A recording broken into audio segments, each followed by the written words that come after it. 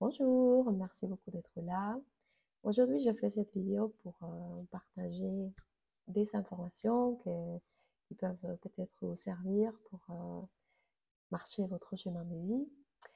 Euh, je prends conscience de l'enjeu et la difficulté de cette époque, de ces moments précis, euh, des pièges que nous savons, mais aussi je prends conscience des facilités, des outils qui sont là aussi à notre disposition, soit pour rebondir, grandir, mûrir, évoluer, ou au contraire pour nous endormir, pour voilà, nous déconnecter et continuer ces chemins d'inconscience que nous avons vécu jusqu'à présent. C'est un temps difficile, particulier, parce que, déjà, nous sommes dans l'ignorance totale de nous-mêmes d'abord, de qui nous sommes, de la magnificence de notre corps, de notre biologie, de notre technologie biologique, euh, aussi de notre capacité mentale, de notre capacité spirituelle, de notre capacité émotionnelle.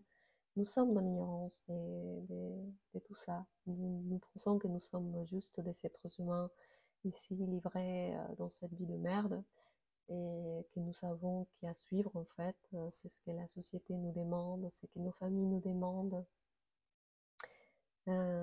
c'est que le gouvernement nous demande, et bah, nous suivons les autres sans nous arrêter un petit moment à réfléchir, à penser, à ressentir si c'est ça qu'on veut faire ou pas. Il y a beaucoup de gens qui sont dans une colère parce qu'ils pensent qu'ils n'ont pas le choix, qui sentent que c'est injuste parce qu'il y a des personnes qui ont le temps, il y a des personnes qui ont les moyens et les autres l'ont pas. Moi, j'aimerais juste dire que nous sommes tous dans un chemin unique et que nous savons donner tous les moyens, inconsciemment ou consciemment, de vivre c'est ce que nous sommes en train de vivre en ce moment. Tout est juste, tout est parfait dans chaque processus et une histoire unique et individuelle. C'est ça la multidimension d'ailleurs, c'est être conscient que on ne peut pas tous vivre la même chose. Y a des bagues, il y a des gens qui vont avoir le temps, peut-être entre guillemets, la chance d'avoir le temps. Ça n'existe pas la chance pour moi, c'est une question de choix. Quand je choisis d'utiliser mon temps pour être au service des autres, je vais avoir tout ce que j'en ai besoin, les temps, l'information, les ressources, les outils pour pouvoir profiter de ces temps pour me mettre au service des autres. Et au contraire, si je suis complètement dans un schéma inconscient et je pense que je dois encore courir après les autres, après l'argent, après les succès, après la réalisation égotique, bah, je ne vais pas avoir le temps. Je vais avoir un travail matrixal, matrixé, je ne sais pas comment dire. Je vais être dans le système en fait parce que ça me correspond à mon niveau vibratoire. C'est pas un jugement, c'est juste une observation. Si on continue à être dans le jugement, on va pas pouvoir avancer, c'est juste observer.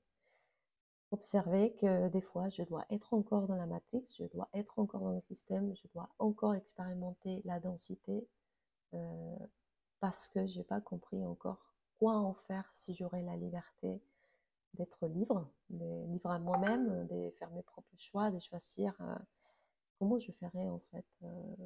Est-ce que je utiliserais vraiment ce temps pour évoluer, grandir ou me détruire? Je vous dis ça parce que j'ai connu des personnes qui ont eu la liberté, entre guillemets, d'avoir tout le temps pour eux.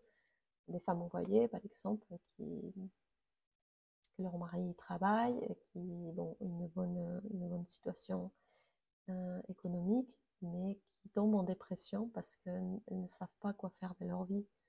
S'il n'y a pas ces enfants, s'il n'y a pas ces responsabilités-là que la société nous demande, bah, on ne sait pas quoi faire d'autre. Bah, on tombe en dépression et on est en dépression, quoi. Donc la vie, elle est bien faite. Je pense que c'est pour cette raison que des fois, elle nous pousse à aller à l'extérieur, et consommer un peu ces mondes inconscients tel qu'il est, tant qu'on décide vraiment de dire, ok, si j'aurais toute ma liberté, si j'aurais tous les moyens, si j'aurais toutes les ressources, tous les outils possibles, qu'est-ce que je ferais avec ma vie? Qu'est-ce que je ferais avec mon temps? Qu'est-ce que je ferais pour les autres aussi? Parce que là, surtout maintenant, il faut vraiment se conscientiser qu'on se travaille pour les autres. Parce que c'est un échange naturel et normal. On est là pour partager, on est là pour se donner. C'est ce que la vie, elle fait. C'est tout à fait naturel. On ne peut pas, euh, comment dire, être pure, innocente, douce, rayonnante et rester enfermée chez soi et pas oser aller à l'extérieur et partager qui tu es. C'est étouffant, c'est impossible. Une fleur, elle fleurit pour être regardée, vue, sentie, voilà, touchée. Elle ne fleurit pas pour personne en fait, elle est pour nous, elle est pour tous les animaux, les plantes, pardon, les animaux, oui, pourquoi pas les insectes, toutes les personnes qui vont profiter de cette fleur en fait. Et nous, nous sommes des petites fleurs aussi. Donc il faut ouvrir nos pétales et commencer à nous montrer notre couleur, notre forme, notre façon d'ouvrir nos pétales et nous mettre au service des autres. Donc oui, c'est un temps difficile, c'est un temps particulier parce que nous sommes dans l'ignorance, nous ne savons pas trop comment faire avec ça. Oui, l'éveil, c'est quoi? L'éveil, c'est ouvrir tout notre conscience et notre inconscience en même temps. C'est passer du mode inconscient au mode conscient de plus en plus. Et j'ai déjà expliqué dans une autre vidéo, l'inconscient aussi a une autre couche qui est la subconscience, pardon, qui est encore plus grand, plus vaste. Et il faut savoir naviguer aujourd'hui dans ces trois niveaux des consciences. On ne peut pas rester tout le temps dans la subconscience parce qu'on serait perdu. On a besoin de la conscience pour développer notre personnalité et notre personnalité est essentielle. Et on a besoin de l'inconscient parce que si on devrait tout passer par les conscients, notre corps exploserait. Donc quand c'est nécessaire d'aller dans l'inconscient, par exemple, c'est quand je sens que dans ma vie actuelle, il y a des mécanismes, des comportements, des attitudes que je ne peux plus supporter, que je ne peux plus maintenir, que je ne peux plus continuer à reproduire. C'est là où on doit aller à l'inconscient. C'est pour ça qu'il existe des techniques, d'outils pour aller plonger dans l'inconscient, aller chercher qu'est-ce qui s'est passé, qu'est-ce que j'ai installé, qu'est-ce que j'ai programmé dans mon inconscient pour exprimer consciemment un mécanisme, une attitude, un comportement qui n'est pas bon. Voilà, c'est tout. Il y a beaucoup de choses à travailler dans l'inconscient, mais on ne peut pas tout faire non plus. Il faut se concentrer sur les plus gros chantiers, comme j'ai dit aux gens. C'est ce qui me met en souffrance. C'est tout ce que je peux commencer à travailler plus facilement. Par exemple, si j'en ai marre de m'abandonner, d'abandonner mon corps, de plus rien faire pour mon corps, de ne pas m'occuper de lui, pas le nourrir correctement, pas faire des activités sportives, pas lui donner du plaisir. Bah, si je commence à me sentir vraiment en souffrance à cause de ça, de mon abandon, de l'abandon de mon corps, bah, c'est le moment d'aller voir pourquoi j'ai accepté ces mécanismes inconsciemment, bah, que c'est comme ça, c'est pas autrement, parce que j'ai vu tellement ces schémas avant que j'ai pas une référence, une autoréférence aujourd'hui pour me dire, bah, il y a une autre voie. Et attention avec ça, parce que je vois les niveaux de difficulté est beaucoup plus haut que ça. Parce que des fois, oui, on voit l'artiste sur la télé qui est en pleine bonne forme, qui nous vend un truc super sympa. Je vois sur Instagram, sur Facebook, des gens qui sont super doués en apparence. Et non, et non. Nous avons besoin des exemples près, en fait. J'ai besoin des exemples au plus près de moi. Un modèle dans mon quotidien. Une personne qui soit pour moi accessible. Parce qu'on a bien vu comment tous les coachs, les gens qui vendent un monde superficiel sur les réseaux sociaux, qui sont là, donc des postures, des positions, des images parfaites. C'est un monde faux en fait, parce qu'il faut accepter, toujours, toujours, tant qu'on est dans la matière, on va être dans la obscurité et dans l'ombre. Nous avons tous une partie d'ombre et nous avons tous une partie de lumière. L'important, c'est l'équilibre, c'est pas nier son ombre. Donc, si on montrerait, j'espère, bientôt un jour, notre partie ombre aussi, autant qu'on montre notre partie super, bah, ça va, on va se sentir mieux tous. Les tensions vont descendre. Donc ça, par exemple, c'est très important. Un autre exemple, par exemple, pour vous dire, il y a des gens qui commencent aussi à souffrir leur dépression. La dépression, elle n'est pas mauvaise en soi quand ça ne s'installe pas trop longtemps. Mais quand on reste trop longtemps dans la dépression, dans la sensation de je me sens impuissante, c'est plus grand que moi, c'est plus fort que moi, je me sens abattue, je me sens vraiment voilà, écrasée par la vie, par les mondes, par les autres. C'est là où il faut aussi aller chercher dans l'inconscient, qu'est-ce qui s'est passé. Des fois, on peut aller dans l'inconscient et dans les subconscients. Mais c'est la même chose pour moi. Enfin, l'inconscient, c'est plus près parce que c'est notre famille, c'est notre environnement, c'est notre culture, c'est notre société, c'est notre modèle plus près. C'est l'école, c'est les amis, c'est les copains. Donc, on va plutôt vers ça. Il y a des moments aussi où on doit aller par exemple, parce que des fois, une dépression peut être liée à l'inconscient familial. Toutes les femmes de ma famille ont été en dépression parce qu'elles n'ont pas pu euh, dire c'est ce qu'elles pensaient, ressentir c'est ce qu'elles ressentaient, rêver, oser être. Donc, elles sont toutes tombées en dépression. Moi aussi, je suis leur chemin par loyauté, par amour inconditionnel. Mais il faut dire aussi qu'il y a un autre collectif qui est le collectif planétaire, socioculturel et planétaire, où il y a un égrégore énorme de toutes ces femmes qui, c'est comme si euh, j'adhère à ça. J'adhère à l'image de la femme dépressive, passive, soumise. Et c'est un égrégore qui est énorme en fait. Donc, c'est pour vous expliquer un peu l'image de ces trois niveaux de conscience. Pour moi, c'est très important de commencer à comprendre ça. Sinon, on ne peut pas savoir identifier où on est par rapport à notre schéma individuel. Donc, je vous invite à commencer à vous intéresser à tout ce qui commence à vous créer une douleur permanente qui va se traduire après en souffrance. Tout ce qui commence à... Je n'ai marre maintenant, je ne peux plus supporter ça, je ne peux plus accepter ça. Tout ce qui vous dit ça, c'est votre âme, c'est votre esprit qui dit j'arrive, je vais faire le ménage, je vais ranger tout ça, je vais ordonner, je vais rééquilibrer, je vais mettre tout à sa place, je vais retrouver ma place.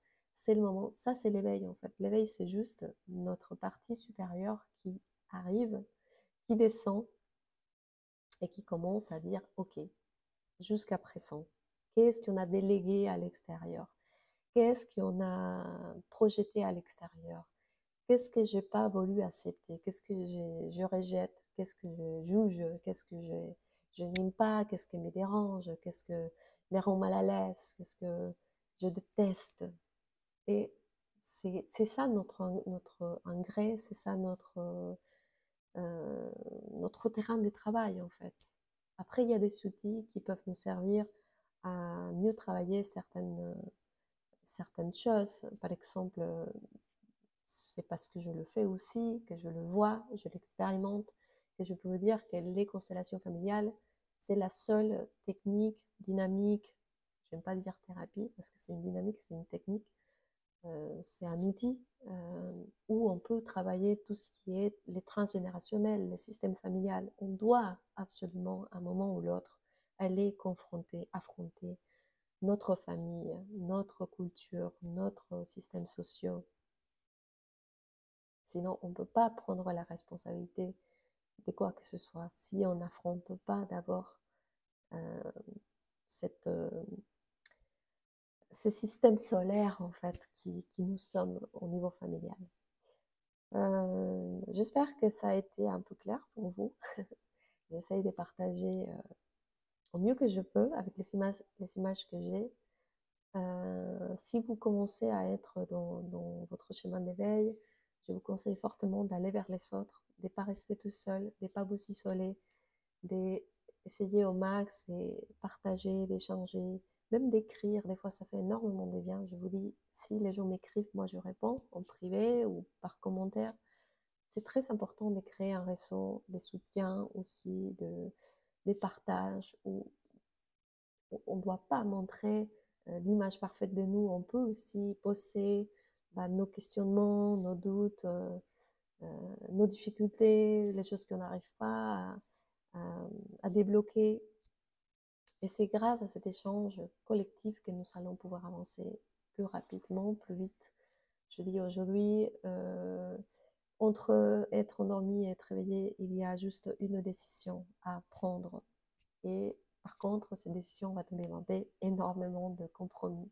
Je dis, si on arrive à un moment à accepter qu'on s'aime profondément, qu'on est nos enfants, on est, comment dire, je me suis accouchée moi-même, je me suis créée moi-même, je me suis donné vie à moi-même, je me suis donné forme à moi-même. C'est moi qui m'a créée, personne d'autre. J'ai utilisé mes parents comme des canaux pour pouvoir naître dans la matière. Mais finalement, leur rôle, c'était juste de me permettre de me développer, d'être, de sortir, de grandir. Mais maintenant, c'est moi qui est responsable de moi, c'est moi qui est responsable de mes choix, de mes créations, de qui je suis, de comment je m'exprime, comment je communique, comment j'appréhende la vie. C'est moi. Et j'ai le droit, rien que pour ça, de dire aussi au monde extérieur, stop, je me définis, je m'auto-définis, je sais qui je suis, je sais qu'est-ce qu'est l'amour à l'intérieur de moi, je sais qu'est-ce qui est la vérité à l'intérieur de moi, je le sais intérieurement et profondément. Donc je peux à partir de là être à ma place, être alignée et mettre juste une limite à ces mondes qui, attention, des fois l'inconscient, il est obligé de nous faire, de nous rentrer, on va dire, nous rentrer à l'intérieur de notre corps énergétique, émotionnel et physique pour nous remettre en question, pour nous faire réévaluer en fait qu'est-ce que nous avons accepté en mode inconscient. C'est leur taf en fait. Le travail de l'inconscient et des subconscients, c'est de nous brisser à chaque fois pour essayer de créer une nouvelle version de nous individuellement. Mais une fois que ça y est, tu as compris ces mouvements entre l'inconscient, subconscient et conscient, cet échange, tu peux commencer à jouer avec ça et manifester la réalité que tu voudrais. Je dis, c'est pas évident au début, hein, ça demande un peu de pratique quand même, quelques années même de pratique. Mais à un moment, on arrive à comprendre et à expérimenter. Donc, je vous invite à partager ces vidéos avec toutes les personnes qui sont dans ces processus d'éveil. Il faut venir vers les autres, il faut faire quelque chose, pas rester bloqué, coincé, non plus fermé dans votre moi, je fais comme ça. Il faut vraiment essayer d'aller vous nourrir au max à l'extérieur, d'écouter différentes personnes, d'écouter différentes voilà, techniques, différents outils et ressentir à l'intérieur de vous quel est votre chemin. Votre chemin est unique, votre chemin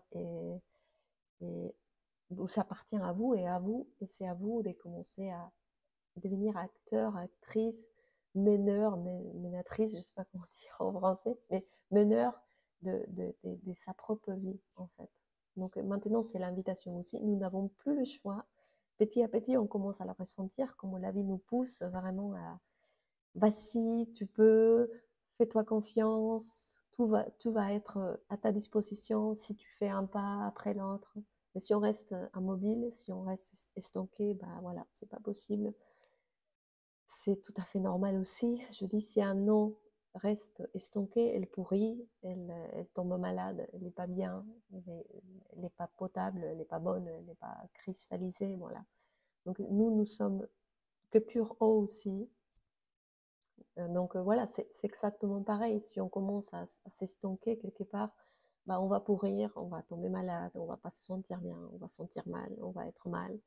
Et voilà, c'est tous les jours essayer de nourrir une graine, semer une graine, de vivre différemment, de vous observer. C'est que l'observation, la pleine conscience, la pure présence qui peut nous permettre de transformer notre vie, notre expression. Et voilà, surtout, surtout l'échange, le partage, parce que nous sommes là que pour ça. C'est pour ça que nous sommes des milliards, des millions de personnes, des différentes espèces, des différentes races, cultures. C'est pour échanger, c'est pas pour une autre raison. Et quand j'observe la planète Terre avec sa diversité, je me dis, mais et nous on s'est plaint en fait, parce qu'on n'arrive pas à maîtriser notre conscience. Je dis, waouh, la Terre pour moi c'est la plus grande maîtresse de observer tout ce qu'elle porte sur elle, tout ce qu'elle a dans sa peau, dans ses organes, dans sa chair, dans tout son être en fait. Et elle est toujours là, rayonnante. Elle continue à être. Donc essayons de suivre un peu son exemple. Merci, partagez et à la prochaine. Au revoir.